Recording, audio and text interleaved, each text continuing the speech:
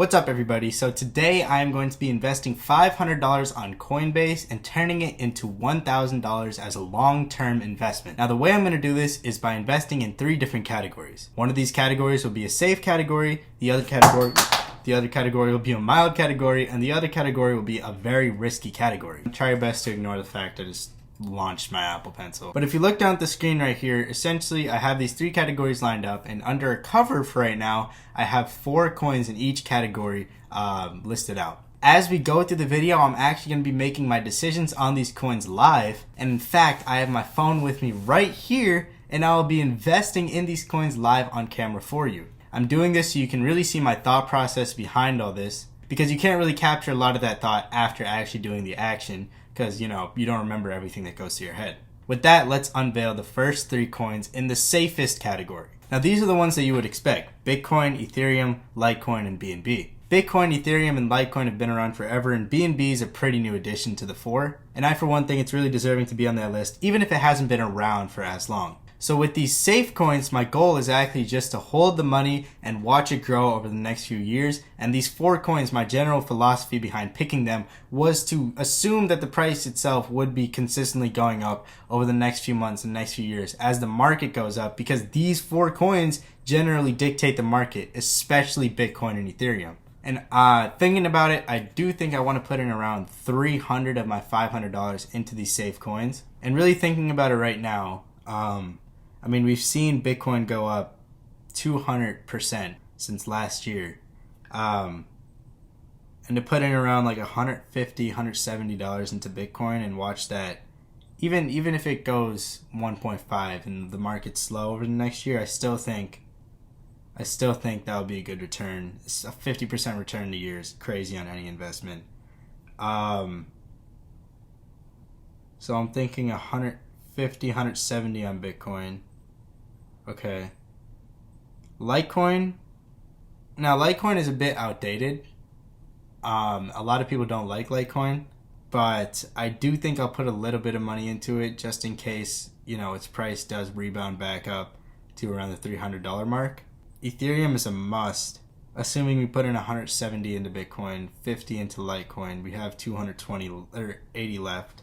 So I think we'll just put the rest in the Ethereum, and for right now, we'll just chop out BNB because these are more staple coins. Yeah, I think we'll stick with these 3 picks for right now. Now let's look at my more iffy investments. I picked AVAX, which is Avalanche, Sol, which is Solana, Mana, which is Decentraland, and Sushi, which is SushiSwap. And it might be pretty obvious why I picked these. On the Avalanche blockchain specifically, I see a lot of potential because it's low gas fee, for one. That's something I see that's just huge, especially in this day of, domination of Ethereum gas fees and that almost defining the cryptocurrency space and the new generation of crypto application. So that cut on fees, and especially the fact that it's already connected to the Ethereum blockchain, unlike Solana, allows me to feel a little more comfortable. I also know there's a lot of good projects coming out and good projects on the network right now. My favorite of which is Time Wonderland, which I'll get into in another video, and actually will get into later in this video. But I see Avalanche as a must. I really also think it has a good team behind it, and I'm shilling hard right now because, I just like the project. Solana is a bit more interesting because I feel like Solana, because it's not really connected to Ethereum in any way, and hence it's not really dictated by the movements, or not market movements, but by the moves of Ethereum. I think it's a pretty interesting project to put your money into. Some critics will say that Solana has, a company running it, so it's not truly decentralized. Some people will say that because it doesn't have an Ethereum connection, it sort of, cuts itself off from the overall crypto market, which I don't think is true, because Solana has its own NFT systems, it has its own DAOs, it has, everything that Ethereum does, but just with a lower gas fee and absolutely no connection from blockchain to blockchain. Another big thing is that I do own a few Solana NFTs, and Solana NFTs don't really fluctuate in price as much as Ethereum NFTs. I've seen around a 0.5 Solana fluctuation in my around 1 Solana purchases on NFTs. And compared to these Ethereum NFTs, some Ethereum NFT holders would pray that they get that small amount of fluctuation in their NFTs. And that's because gas fees don't really dictate the market movements of the NFTs on the space. Mana or Decentraland, you know, that's just a must for me right now. I see a lot of potential in the overall crypto real estate space. $3.70 right now, down from $5 at the all-time high. I do see it bouncing back up to there and completely breaking that resistance. So, you know, Mana is a must for me. And Sushi, I kind of threw that on there. I don't know much about Sushi Swap right now, but I do know that it's a pretty central factor to the entire, not just altcoin, but different tokens generally speaking on the space that aren't listed on exchanges right now.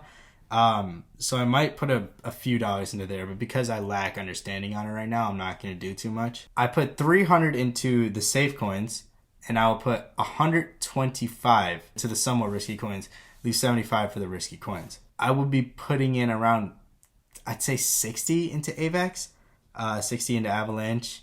We could do 30 into Solana, because I see the thing is that this is like money that I'm not going to touch at all. I do already have Solana, and I have quite a bit of it tied up in NFTs and just holding in my account, so I don't need too much of that right now. So 30 in Solana, and honestly I'll just put the rest in Mana.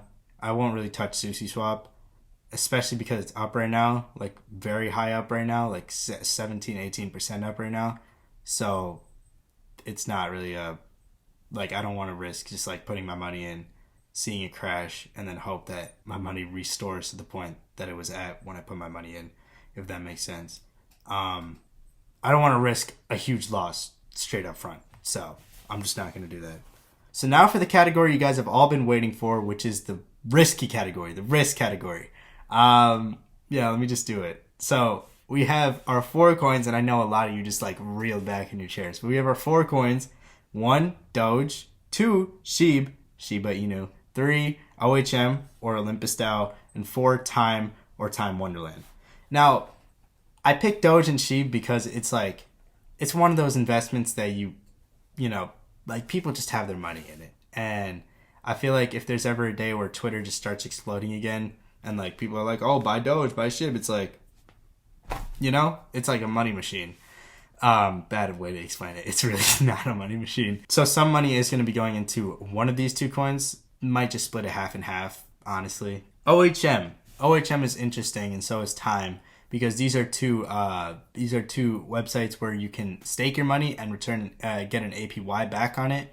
It's part of the DeFi 2.0 movement, which, like I said in my last video, I'll get into in a later video. I myself need to find a good way to explain all this to people and understand it better myself. OHM and Time can give you a very good return on your money, but Time is the more risky one because it's not that established in comparison to OHM. But regardless, I do have money in Time, and the price is extremely volatile in Time Wonderland. You know, if I'm holding long term for this, I don't want to take too much risk, especially in that space. Also, I do have money in Time that I plan on leaving in there.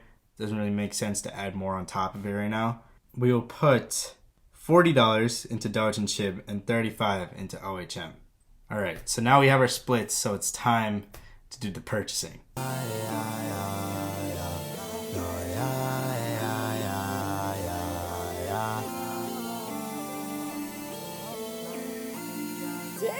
I just got a band, then I blew it on the wallet. I only keep a burner, you could never call it. You know I got a jumper, stay calling me Hardy. And I just did a show, then I dipped out of the garden with a bag clipping out. I need a bag, it's the wallet. I have it, so I never even need a wallet. I'm stacking, I spent it all the evenings when I'm shopping. I take it to the rack like I'm Moby fucking topping. Like I got Gucci sheets for my. So it was really fun doing that, really fun just going through and buying crypto on my phone. And speaking of my phone, I'm going to set up a CoinMarketCap account and just upload all those coins except for, I think, Wrap Staked Ohm, because it wouldn't really be able to track that. But yeah, that was fun. Thank you guys so much for watching, and I'll see you guys in a video very soon. And hopefully I'll start uploading multiple times a week once I get a schedule established as well. So yeah, let's see that happen.